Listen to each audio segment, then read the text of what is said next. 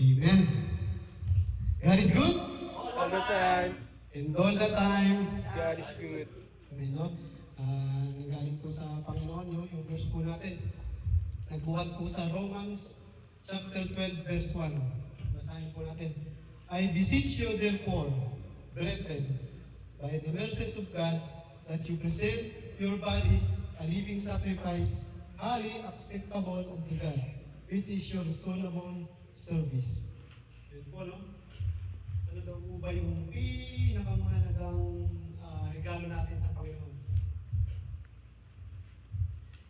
Ano po? Pinakamahalagang regalo po sa Panginoon, no?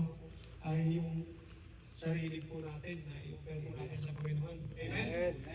Kaya palagpakan po natin ang bawat isa dahil nag-sacrifice. Kasi sabi dito, no?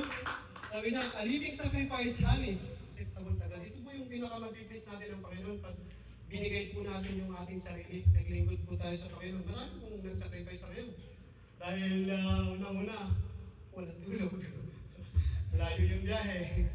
Nagsipagluto. Ganyan po yung sakripisyo pag naglilingkod sa Panginoon, no? Amen. Kaya ang pinaka-the best po na offering sa Panginoon is yung umatin po kayo, makinig po kayo ng salita ng Panginoon dahil napiplease po natin ang God, no?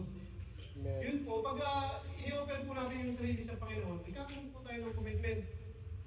Commitment sa Panginoon, relasyon sa Panginoon. Pag nagkaroon po tayo ng relasyon sa Panginoon, una-una, pagka may relasyon na po tayo sa Panginoon, pumapasok po yung obedience, yung pagsunod natin sa Panginoon. Amen? Kasi, nagkaroon na tayo ng relasyon sa Panginoon eh. Ibig sabihin, susunod natin kung ano yung utos ng Panginoon. May utos po ang Panginoon, no? Sa Galatians chapter 6, verse 6. Tagalogin ko lang muna. Ang tinuturuan ng salita ng Diyos ay dapat na tumutulong at magbigay sa mga nagtuturo sa kanila. Ulitin ko po, no? Ang mga tinuturuan ng salita ng Diyos ay dapat na tumutulong at magbigay sa mga nagtuturo sa kanila. Saan po ba nanggagaling turo ng Panginoon? Sa mga churches po, no? Mga churches, ginagamit po sila ng Panginoon para po magturo ng kanyang gospel. No? Isa po ang Tabernacle Christian Fellowship dyan, no? Na ginamit ng Panginoon para po magturo ng salita ng Panginoon. Tabernacle Christian Fellowship, ito po ay tinayo po ng Panginoon. Kaya nga po umabot na TCFI noong 23rd anniversary dahil ito po ay binili ng Panginoon. No? Ito po ay galing sa Panginoon. Sabi po sa Revelation chapter 21 verse 3, in a heard, a great voice out of heaven, saying, Tabernacle is a full gospel church. Tabernacle is and I heard the great voice out of heaven saying, Tabernacle of God is with them, He will dwell with them, and they shall be His people, and God Himself shall be with them. No? Ito po ay, nasa atin po ang laliban ng Panginoon, ito po ay tinayo ng Panginoon. Amen? Amen. Dahil po, sa tabernacle ng itinayo ng Panginoon, mayroon po siyang mission and vision. Ang mission po ng Panginoon is to spread gospel and to bring people into the presence of God. Yun po ang mission ng Panginoon. Kaya nga sabi ko nanggagaling po ang turo ng Panginoon sa tabernacle. Kaya sabi dito, magbigay ng mga nagtuturo sa kanila. Tumulong at magbigay ng mga nagtuturo sa kanila. Kaya tumulong po, habang nagtuturo po ang tabernacle, tinayon po ng Panginoon, tulungan din po natin mabalik ang ating Panginoon. Dahil po ang Panginoon ay may pangako. May pangako po ang Panginoon. Ano po ang pangako ng Panginoon?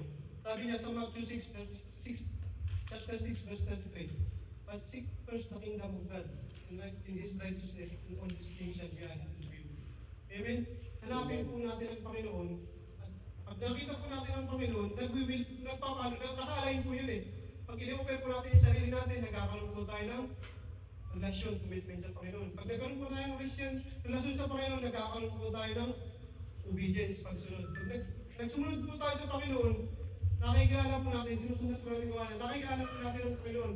At habang nakikilala po natin ang Panginoon, but seek first the kingdom of God in His righteousness, and all these things will be added unto you. Yun po yung pangako ng Panginoon. Pag nakilala po natin ang Panginoon, nagpagpunta ng relasyon sa Panginoon, ang lahat po ng mapagpapala ay bibigay po sa atin. Amen?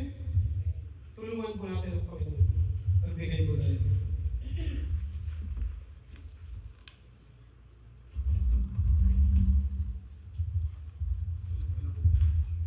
Pasensya na po. Katatlong balik kami Give Katatlong balik kami dun thanks sa with Binghayan. a Sobrang tinakuha. grateful heart.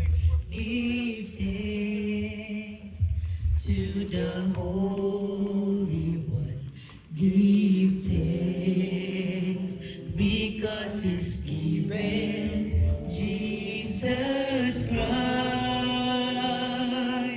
His Son.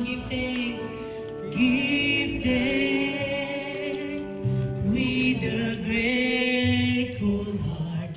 Give thanks to the Holy One. Give thanks, because He's given Jesus Christ, His Son.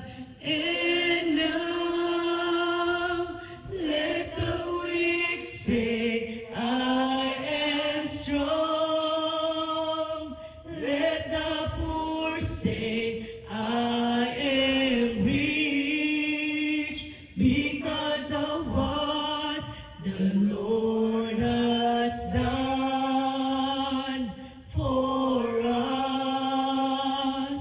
And now let the weak say, I am strong. Let the poor say, I am rich, because of what the Lord has done for us. Give thanks. We give thanks. Pili po tayong nakatayo at pasalamatan po natin ang kaloob. Lord, salamat po Panginoon, Father God, that you gathered us, Panginoon, para pasalamatan, papurihan at sambahin ka, Panginoon. Salamat, Panginoon, sa mga kapatiran at tinipon mo sa mga oras na ito, Panginoon. Inialay nila ang kanilang sarili, Panginoon. Ini-offer nila ang kanilang sarili, Panginoon, bilang isang sakripisyo, Panginoon, para paglingkuran ka, Panginoon. Ang bagay na ito, Panginoon, ang financial na ito, Panginoon, pinapasalamatan namin, Panginoon. Biyaya na paloob ng mga kapatiran, Panginoon, naway magamit, Panginoon, na magamit sa bahay pa ng bahang ito, Panginoon, upang makapag-spread ng gospel, Panginoon, makapagdala ng mga kaluluwa, Panginoon, into your front, Panginoon, sa iyong bahay pa ng bahan, Panginoon. Salamat, Panginoon, sa mga kapatiran na patuloy na nagsasakripisyo, Panginoon, patuloy na ginagamit mo. Pagpalain naman, Panginoon, ang kanilang mga kumpanya pinagtatrabaho at Panginoon. Ganon din po, Panginoon, ang pamilya nila, Panginoon. Salamat, Panginoon, sa kaloob na ito. Dalangin ko, Panginoon, na ipag-bless mo, Panginoon, ito at maging daluyan ng iyong pagpapala ang mga nagkaloob ito, Panginoon. Salamat po, Panginoon, in Jesus' name. Amen.